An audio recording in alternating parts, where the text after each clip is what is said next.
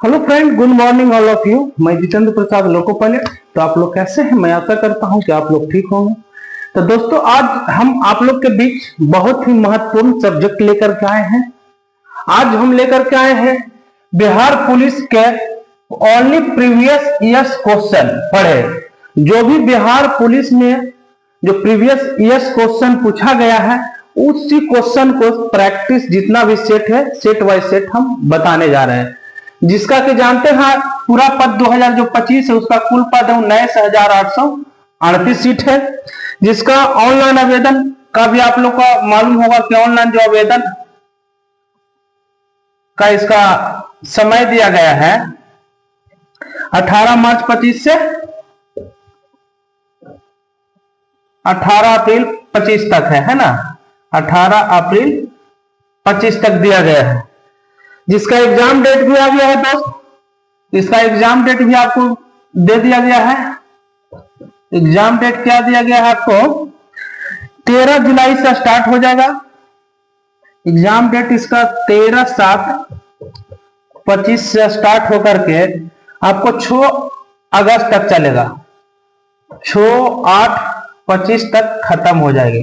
13 जुलाई 25 से स्टार्ट हो जाएगा, 6 अगस्त 2025 तक इसका एग्जाम डेट खत्म हो जाएगा।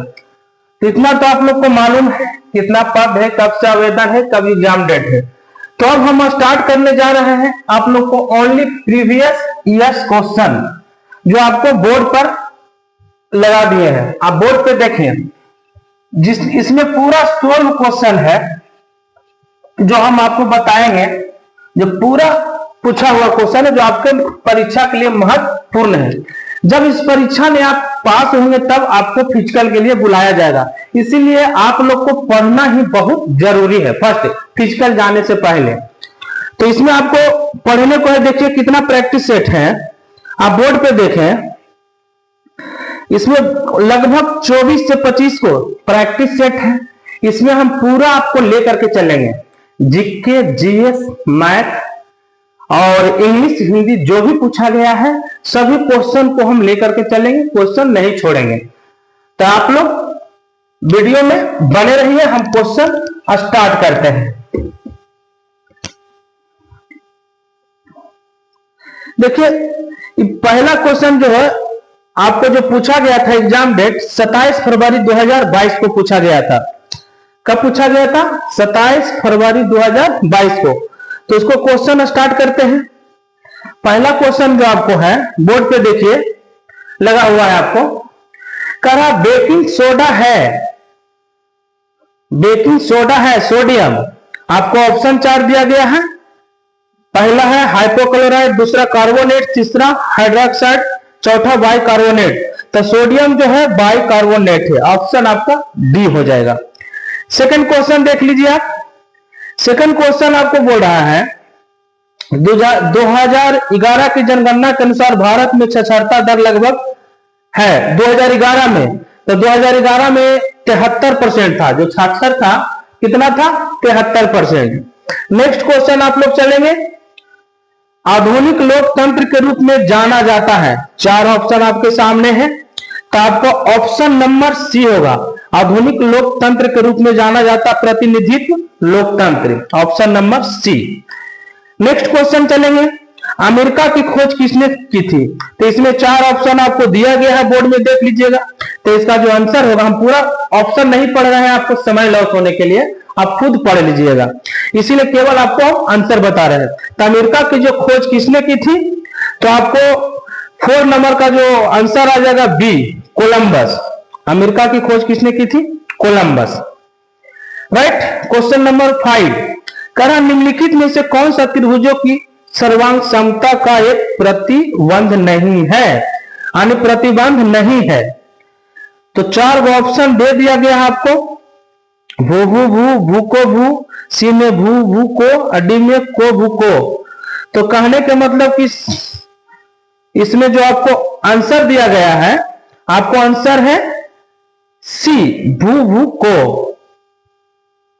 त्रिभुजों की सर्वांग समता का प्रतिबंध नहीं है भू को। राइट। Question number next. कह रहा है 1950 के पहले हिंद चीन में कौन से देश शामिल होते थे? कौन से देश शामिल होते थे? तो 6 नंबर का आपको जो आंसर दिया गया है ए। कौन सा देश शामिल होते थे? वियतनाम, कंबोडिया और लाओस। Option number A. अगले क्वेश्चन की तरफ चलेंगे। क्वेश्चन नंबर देखिए 7 आपको लगा दिया गया। क्वेश्चन नंबर 7 इंग्लिश है। बोल रहा fill in the blank with the correct option. सही आंसर आप चुने। बोल रहा neither the boy nor the teacher present. इसमें आपको 2 सब्जेक्ट है, द बॉयज है, द टीचर। तो 2 सब्जेक्ट जहां भी मिले आपको, तो सेकंड जो सब्जेक्ट रहेगा उसके अनुसार आप ई जैम आर का प्रयोग कर सकते हैं। तो सेकंड आपको जो सब्जेक्ट है कौन है? The teacher. पहला द बॉय है, दूसरा द टीचर। तब टीचर के अनुसार देंगे। तब क्वेश्चन पढ़िए neither the boys nor the teachers, खाली स्थान प्रेजेंट। तो टीचर आपको पहला ऑप्शन होगा ए होगा is. Teacher is present, teacher उपस्थित है। राइट। नेक्स्ट क्वेश्चन 8 नंबर देखिए कह रहा है चुंबकत्व पर आधारित चिकित्सकीय तकनीक है। जो चुंबक पर आधारित है, जो चिकित्सीय तकनीक कौन सा है? तो आपको देखिए ऑप्शन 4 को दिया गया है, जिसमें आपका ऑप्शन नंबर बी होगा MRI। आप सुनते होंगे कि किसी को पेशेंट को अगर कुछ ज्यादा बीमारी होता है तो बोलता है MRI आप कराए हैं, वही है आपको। तो इसीलिए बोल रहा है कि किस पे आधारित है? चुंबकत्व पर आधारित है, कि पूरा शरीर को पता कर लेता है। राइट। MRI का विस्तृत रूप आप हो गया मैग्नेटिक रिजोनेंस इमेजिंग। इसका उपयोग शरीर के अंगों का चित्र प्राप्त करने हेतु किया जाता है। जो MRI सभी डॉक्टर करवाते हैं। जब ज्यादा कुछ प्रॉब्लम होता नहीं कुछ समझ में आता तो बोलता आप MR एक बार करा के देखिए। वही है जो चुंबक पर आधारित है। ठीक है। क्वेश्चन नंबर नेक्स्ट 9 करा राजनीतिक दल आवश्यक है। ऑप्शन 4 दिया गया है। तो राजनीतिक दल आवश्यक के ऑप्शन नंबर बी हो जाएगा लोकतंत्र में। राजनीतिक दल आवश्यक कहां? लोकतंत्र में। अब नेक्स्ट क्वेश्चन चलेंगे 10 नंबर। निम्नलिखित में से कौन सा एक प्राकृतिक परितंत्र नहीं है? 4 को ऑप्शन दिया गया है, उसमें बोला प्राकृतिक परितंत्र नहीं है। तो ऑप्शन नंबर आपको डी आ जाएगा बगीचा। बगीचा जो है प्राकृतिक परितंत्र नहीं है। लेकिन वन आपको प्राकृतिक में आ जाएगा, नदी प्राकृतिक में आएगा, रेगिस्तान भी प्राकृतिक में है। लेकिन बगीचा प्राकृतिक में नहीं है, क्योंकि बगीचा को हम भी निर्माण कर सकते हैं। एक बगीचा बना सकते हैं, आप भी बना सकते हैं। तो प्राकृतिक नहीं है, कृत्रिम इसको माना जाता। जो हम निर्माण करें मानव के द्वारा होता है उसको कृत्रिम कहते हैं। प्राकृतिक जो भगवान के अनुसार होता है उसको नेचुरल प्राकृतिक कहते हैं। राइट। क्वेश्चन नंबर नेक्स्ट कर रहा है 11 नंबर। किस राज्य की क्रिकेट टीम ने 2021 से 22 में विजय हजारे ट्रॉफी का खिताब जीता?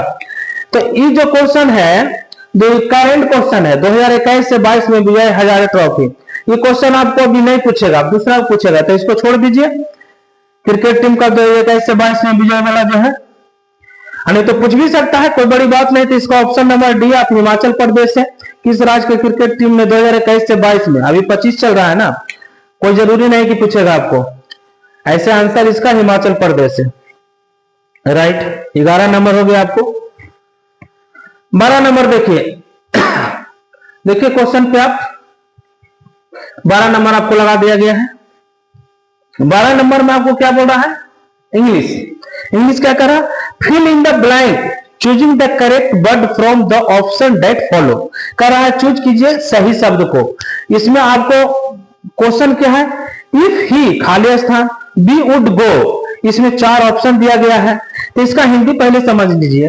कह रहा है इफ ही खाली स्थान बी वुड गो, इसका मतलब हुआ अगर वह आता तो वह जाता, अगर वह आता तो वह जाता। तो इसमें जो होगा आपको आंसर जो होगा सब्जेक्ट जो है कह रहा है जाता, मतलब पास्ट इंडेफिनिट टेंस है। जो पास्ट मतलब जो भूतकाल है बीत गया। तो इसमें subject plus would plus V1 होता है। तो आपको यहां if he option number D होगा केम, चूंकि पास्ट इंडेफिनिट टेंस है। तो पास्ट इंडेफिनिट टेंस का कम का दूसरा रूप होता है केम। कम, केम, कम। अगर आप इंग्लिश जानेंगे तो आपको जरूर मालूम रहेगा, इसलिए ऑप्शन नंबर डी होगा। अब तो पूरा उतना हम टेंस इधर बता नहीं सकते हैं, लेकिन आपको अगर मालूम है तो समझ गए होंगे। राइट, क्वेश्चन नंबर 13 भी आपको इंग्लिश क्वेश्चन दिया गया है। करा choose the option that is closest in meaning to the given word protest. Protest बोल रहा है। प्रोटेस्ट मतलब आप तो समझते ही हैं, तो इसका जो दिए गए शब्द जो प्रोटेस्ट मतलब होता है विरोध करना, तो इसका पूछ रहा है समानार्थी शब्द विकल्प पूछ रहा है, तो इसका कौन होगा? ऑप्शन नंबर आपका डी होगा, टू ऑब्जेक्ट, इतराज या आपत्ति करना। इतराज या आपत्ति करना, इसका हिंदी हुआ टू ऑब्जेक्ट। प्रोटेक्ट का समानार्थी पूछ रहा है, तो इसका हो जाएगा to object. Right, question number next पढ़िए, 14 नंबर देखिए बोर्ड पे अपना। 14 नंबर क्या बोल रहा है? 14 नंबर का रहा है प्रतिष्ठित लोकतंत्र तिलक राष्ट्रीय पुरस्कार 2021 किसे सम्मानित किया गया। ये भी करंट क्वेश्चन है, आपको पूछ सकता है, नहीं भी पूछ सकता है, कोई जरूरी नहीं। 2025 चल रहा है, लेकिन इसका आंसर है बी है, साइरस एस पूनावाला। राइट, आगे 15 नंबर कहा विद्युत बल्ब का तंतु जो है बना होता है, किससे बना होता है? ऑप्शन 4 दिया गया है, तो इसका जो तंतु बना होता है ऑप्शन नंबर बी टंगस्टन का। टंगस्टन का विद्युत बल्ब का तंतु जो अंदर वाला रहता है ना, उसी के बारे में बोला, वो टंगस्टन का बना रहता है। ओके, अब आगे चलेंगे, आपको क्वेश्चन मिल जाएगा उधर ऊपर बोर्ड में।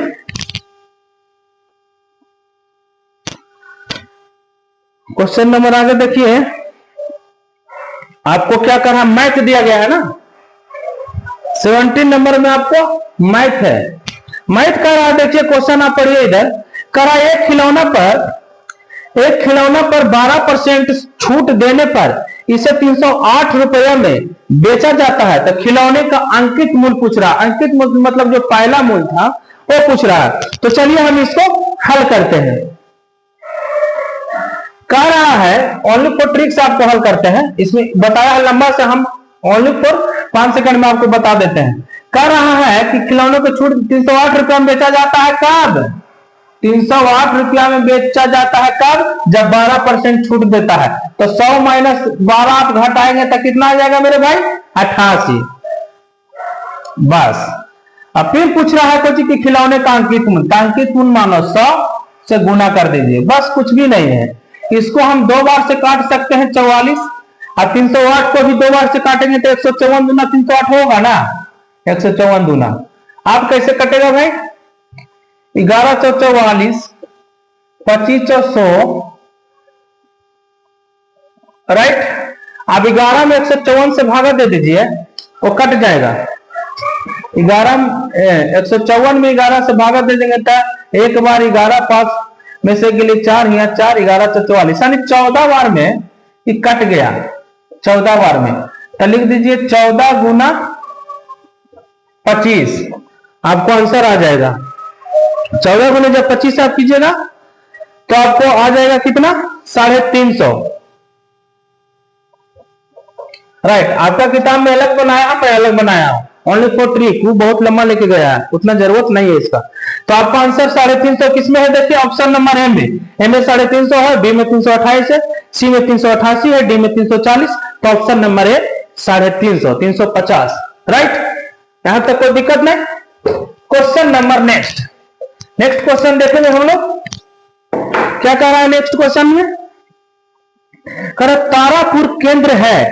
तारापुर कहां केंद्र है? तो तारापुर जो केंद्र है मतलब किस लिए है? तो आणविक शक्ति का है।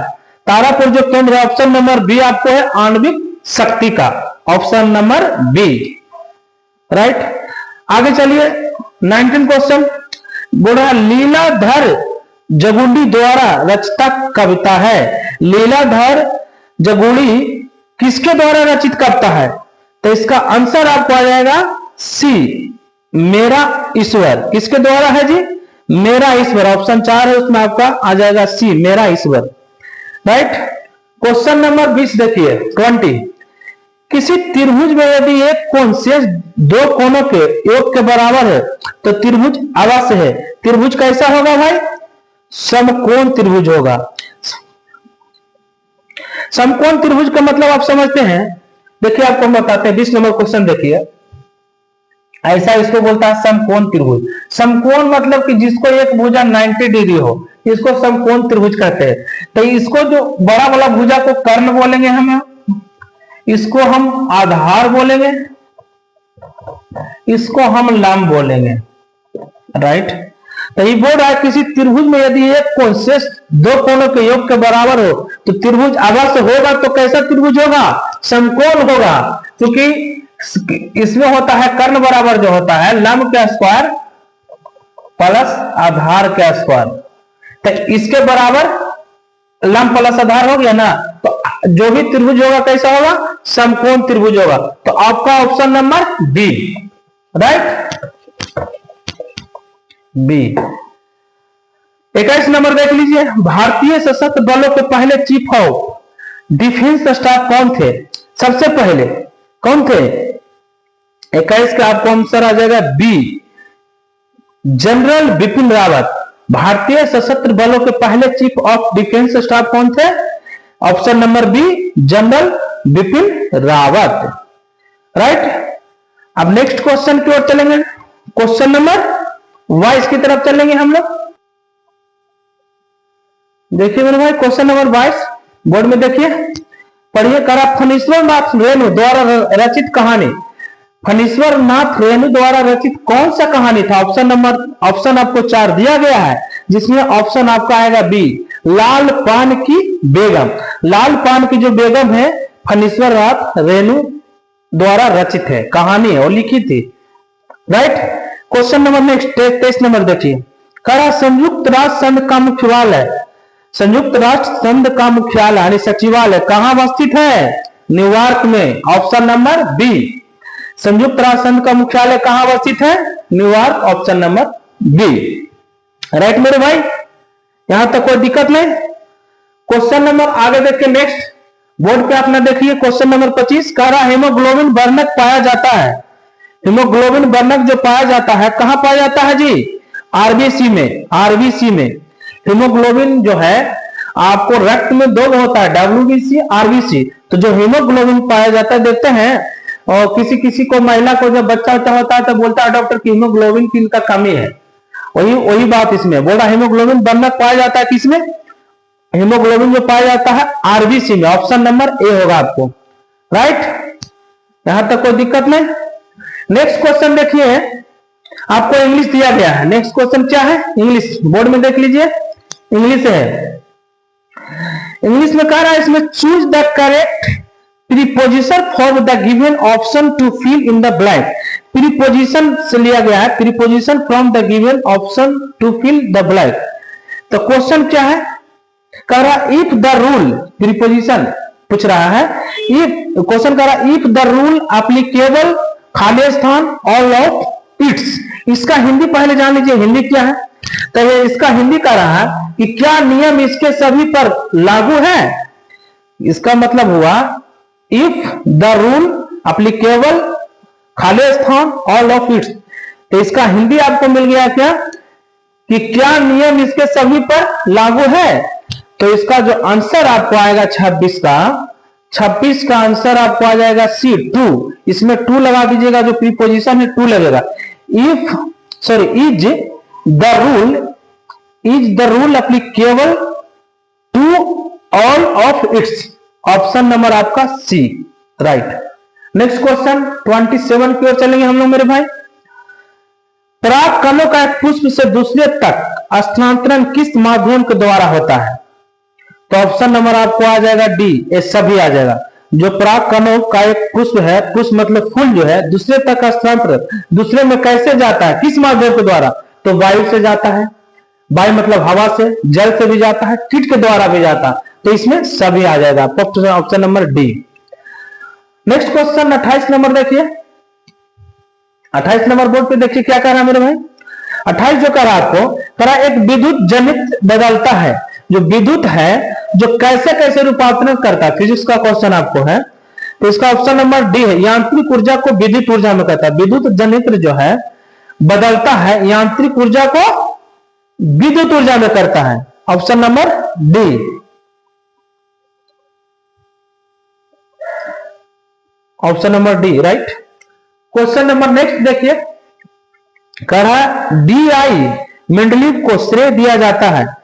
डी.आई. मेंडलीव को चार ऑप्शन दिया गया है। इसको जो श्रेय दिया जाता है तत्वों के आवर्त सारणी के लिए। डी.आई. मेंडलीव है जो तत्वों के आवर्त सारणी को ही खोज किया था, इसीलिए इसको ऑप्शन नंबर सी आएगा, तत्वों के आवर्त सारणी के लिए श्रेय दिया जाता है। फिर नेक्स्ट क्वेश्चन पूछ रहा है आपको इंग्लिश से। फिर इंग्लिश कह रहा है 30 नंबर में देखिए, कह रहा है choose the correct from of the passive voice of the given sentence. Passive voice, active voice, passive voice आप पढ़े होंगे तो आपको मालूम होगा। पैसिव वॉइस पूछ रहा है तो बोल रहा है क्वेश्चन क्या है, he speaks Hindi.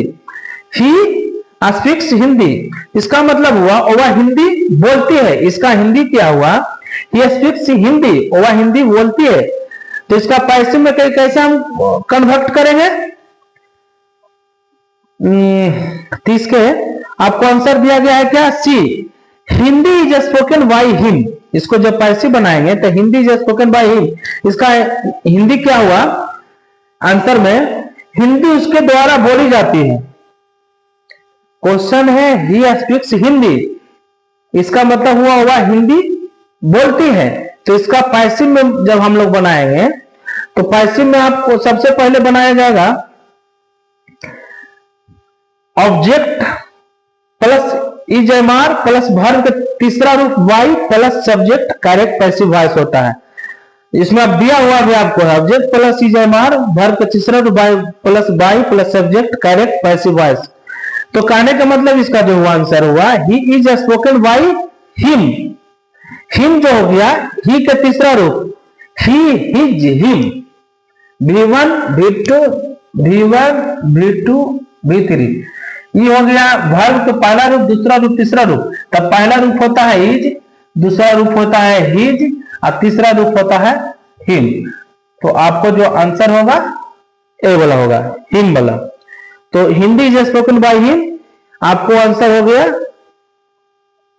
D, sorry C. आपको जो हो जाएगा Hindi is spoken by him, option number C, Hindi is spoken by him right. Next question की ओर चलेंगे हम लोग। 31 क्या कह रहा है, वर्तमान बिहार विधान परिषद के अध्यक्ष कौन है। अभी वर्तमान में पूछ रहा है, ये पहले का क्वेश्चन दिया हुआ है, ये क्वेश्चन अभी आपको नहीं आएगा, ये क्वेश्चन छोड़ दीजिए, करंट क्वेश्चन है। आनुवंशिकी का जनक किन्हें कहा जाता है। आनुवंशिकी का जनक किन्हें कहा जाता है, तो ऑप्शन नंबर बी आपको आ जाएगा जीजे मेंडल को। किन्हें कहा जाता है, जीजे मेंडल का फुल फॉर्म हो गया ग्रेगर जोहान मेंडल को आनुवंशिकी का जनक यानी पिता कहा जाता है। 33 नंबर क्वेश्चन देखिए, प्रथम विश्व युद्ध कब शुरू हुआ था जी। प्रथम विश्व युद्ध, इसका आंसर गलत दिया हुआ है। प्रथम विश्व युद्ध कब शुरू हुआ था, इसमें पूछ रहा प्रथम विश्व युद्ध कब हुआ, 1714 दिया हुआ है, ऑप्शन नंबर सी जो आपको गलत है, इसका 1914 होगा, 1914 होगा प्रथम विश्व युद्ध राइट। नेक्स्ट क्वेश्चन देखिए, नेक्स्ट क्वेश्चन कह रहा है समुद्र का कुछ भी नहीं होता। नेक्स्ट कह रहा है आपको 34 नंबर कि समुद्र का कुछ भी नहीं होता, मानो अपनी अबुझ भाषा में कहता रहता है, का रेखांकित पद प्रतीक है, रेखांकित पद प्रतीक है। तो इसका आंसर आपको हिंदी से पूछा गया समाज का है, समाज का है। कहने का मतलब कह रहा समुद्र का कुछ भी नहीं होता, मानो अपनी अबुझ भाषा में कहता रहता है कि रेखांकित समुद्र का प्रतीक है समाज का, ये हिंदी से आपको है। नेक्स्ट क्वेश्चन देखिए, क्वेश्चन नंबर 35, खाद्य सुरक्षा का तात्पर्य है, तो ऑप्शन नंबर डी सभी आ जाएगा। खाद्य उपलब्धता, खाद्य की पहुंच, खाद्य की समर्थ। ये सभी हो जाएगा। 36 नंबर देखिए, निम्नलिखित में से कौन, 36 नंबर जो बोल रहा है, निम्नलिखित में से कौन जुलाई 2021 को अंतरिक्ष में यात्रा करने वाली द्वितीय भारतीय मूल की महिला बनी। ये भी जो है आपको करंट क्वेश्चन है जी, करंट क्वेश्चन है, 2021 की है, पूछेगा कि नहीं पूछेगा पता नहीं, करंट क्वेश्चन है ये। इसका आंसर ऐसे सी है, इसका आंसर आपको दिया गया सी, श्रीषा वांदला। चलिए 37 नंबर में आ जाइए। राष्ट्रीय मानवाधिकार आयोग की स्थापना कब हुई थी? 1993 में। जीके है आपका। फिर आगे क्वेश्चन आइए 38 नंबर। फिर 38 नंबर आपको क्या इंग्लिश है, करा choose the correct answer to the question from to option that follow. कह रहा है, इसका क्वेश्चन है, in the story the eye are not here where did the girl get down.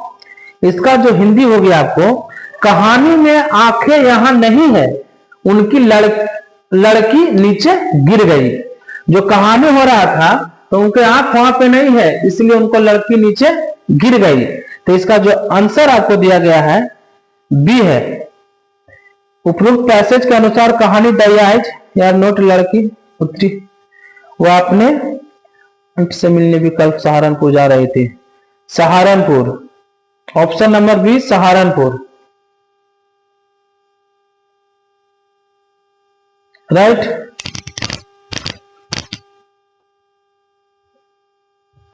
Question number next देख लीजिए 39 number 39 में, भारत का प्रथम परमाणु संयंत्र कहां स्थापित किया गया था?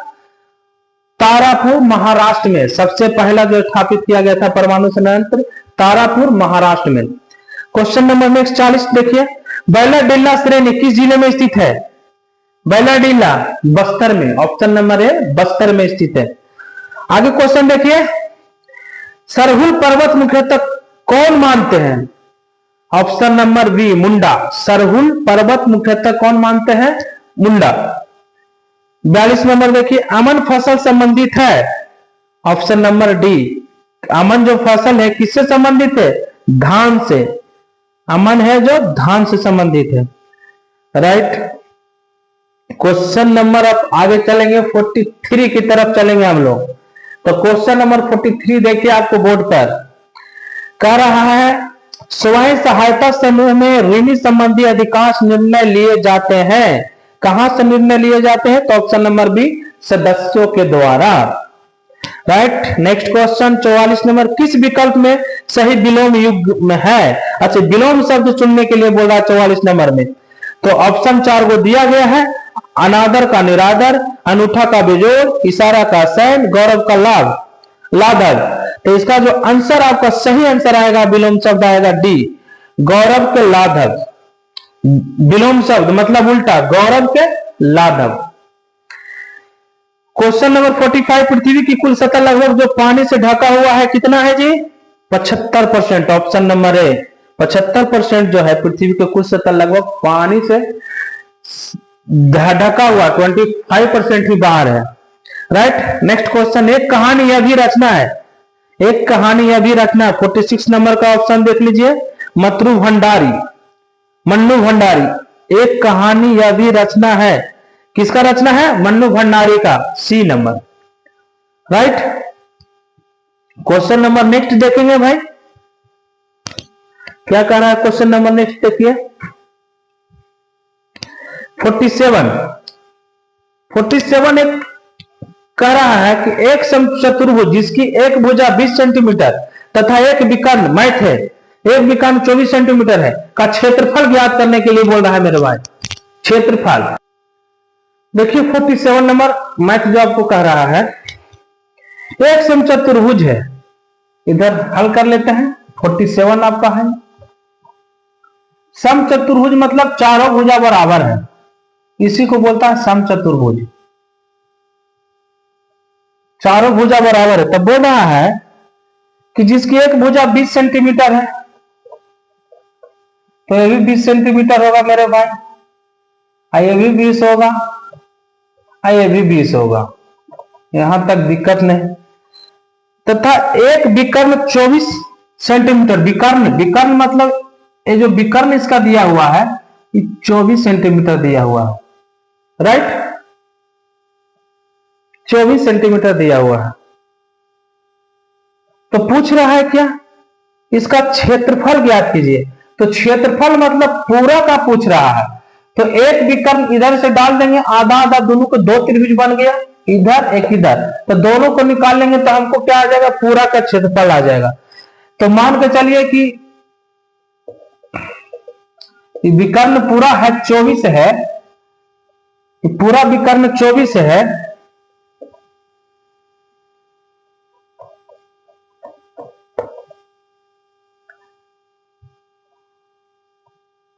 पूरा विकर्ण 24 है, तो एक 12 इधर आएगा, आधा आधा 12 दूनी 24। अब हमको इसको मान पता करना है, इसको तो मान पता होगा, इसको मान पता कर लेंगे यहां से यहां तक, तो यहां से यहां निकल जाएगा ऐसे। तो ये समकोण त्रिभुज आ गया। तो समकोण त्रिभुज देखिए किसको कहते हैं, जिसको में एक भुजा 90 डिग्री के बराबर हो उसे हम समकोण त्रिभुज कहते हैं। यहाँ 90 डिग्री पर कट रहा है ना, तो इसको समकोण त्रिभुज कह देते हैं। तो समकोण त्रिभुज के सामने वाले भुजा को हम कर्ण बोलेंगे जी, सबसे लंबी भुजा होता है। एगो के आधार बोलेंगे, एगो के लंब बोलेंगे, इधर आधार इधर लंब हो जाएगा।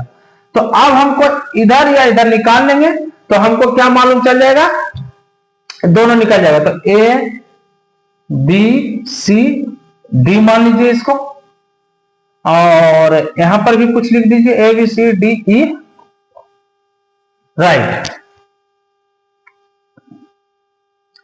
राइट। तो हम निकाल लेते हैं मेरे भाई।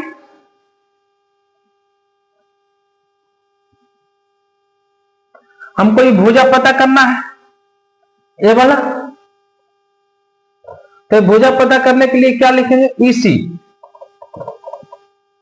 ईसी बराबर हो जाएगा कर्ण के स्क्वायर माइनस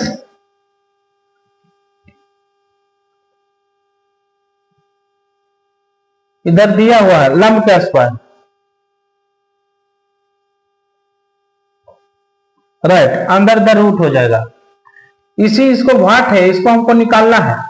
तो कर्ण का स्क्वायर बराबर लंब का स्क्वायर। तो कर्ण कितना है इसमें जी, 90 डिग्री के सामने वाले भुजा को कर्ण को बोलते हैं, तो 20 है, तो यहाँ 20 के स्क्वायर बोल देंगे। यहाँ लंब हो जाएगा आपको कितना, ये बोला, ये हो गया आधार हम निकाल रहे हैं मेरे भाई, आई हो गया लंब हो गया, इधर इसको बोलेंगे लंब। तो लंब हो गया 12 का स्क्वायर, राइट, कोई दिक्कत नहीं यहां तक।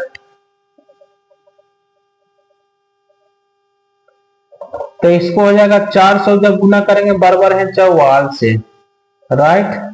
इसको जब घटा देंगे तो आ जाएगा आपको 256, और 256 के वर्गमूल आपको आ जाएगा कितना, 16, राइट।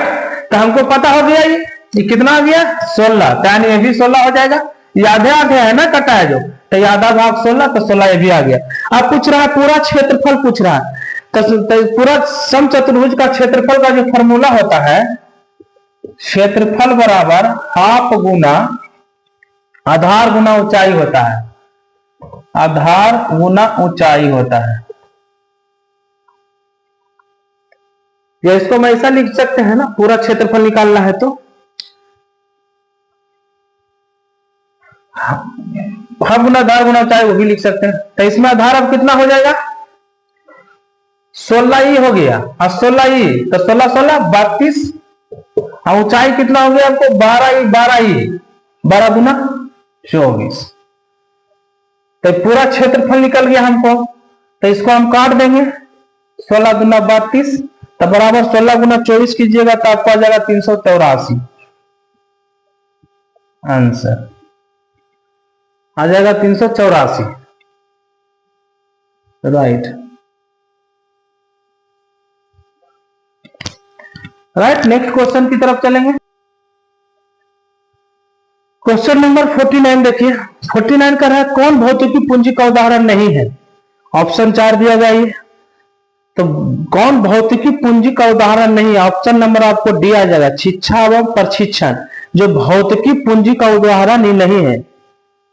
भौतिकी पूंजी मतलब समझते हैं कि एक प्रकार की संपत्ति है वो, जो किसी भी व्यवसाय को बिक्री के लिए सामान सेवा बनाने की अनुमति देता है। तो इसीलिए शिक्षा जो है वो संपत्ति शिक्षा या प्रशिक्षण जो दिया जाता है संपत्ति नहीं है। लेकिन ऑप्शन नंबर ए देखिए, यंत्र या मशीन वो भी किसी संपत्ति है, भवन किसी का बिल्डिंग बना है संपत्ति है, कच्चा माल माल बोले तो संपत्ति है। लेकिन कह रहा है कौन भौतिक पूंजी का उदाहरण नहीं, तो शिक्षा है जो कोई संपत्ति नहीं है, या प्रशिक्षण, शिक्षा वो प्रशिक्षण कोई संपत्ति नहीं है। क्वेश्चन नंबर नेक्स्ट 50 नंबर देखिए, 50 कह रहा है असमतापी जंतु जिनका हृदय द्विकक्षीय होता है, वो कौन सा जंतु है जिसका हृदय है जो द्विकक्षीय होता है? तो option number A shark. Shark का जो हृदय होता है द्विकक्षीय होता है। क्वेश्चन नंबर नेक्स्ट देखिए 51 कह रहा है कि क्रिया बल एवं प्रतिक्रिया बल हमेशा लगते हैं, कैसे लगते हैं? तो ऑप्शन नंबर डी, अलग अलग वस्तुओं पर और विपरीत दिशाओं में लगते हैं। क्रिया बल और प्रतिक्रिया बल जो लगता है अलग अलग वस्तुओं पर और विपरीत दिशाओं में, option number D. Question number 52 देखिए, निम्नलिखित में से किस क्षेत्र में मौसमी बेरोजगारी की समस्या होती है? मौसमी बेरोजगारी की समस्या जो होती है आपको हो जाएगा ऑप्शन नंबर ए आपको क्या दिया गया है? कृषि। निम्नलिखित में से किस क्षेत्र में मौसमी बेरोजगारी की समस्या होती है? कृषि जो है ऐसा पैदावार है जो मौसम पर निर्भर करता है। मान के चलिए ठंडा के समय में आप ठंडा वाले फसल नहीं लगाएंगे, जिससे ठंडा में फसल क्या लगता है अपने तरफ? धान लगता है नॉर्थ इंडिया में। और गर्मी में आपको लगता है गेहूं है। तो जो मौसम के अनुसार है जो कहता है कि किस क्षेत्र में मौसमी बेरोजगारी की समस्या होती है, तो कृषि ऐसा क्षेत्र है जो मौसम के अनुसार लगाया जाता है। लेकिन उद्योग आप कभी भी लगा सकते हैं, सेवा क्षेत्र कभी भी कर सकते हैं, निर्यात आयात कभी भी कर सकते हैं। तो इसका ऑप्शन नंबर ए हो जाएगा कृषि। यहां तक संतुष्ट होंगे मेरे भाई? कोई दिक्कत नहीं?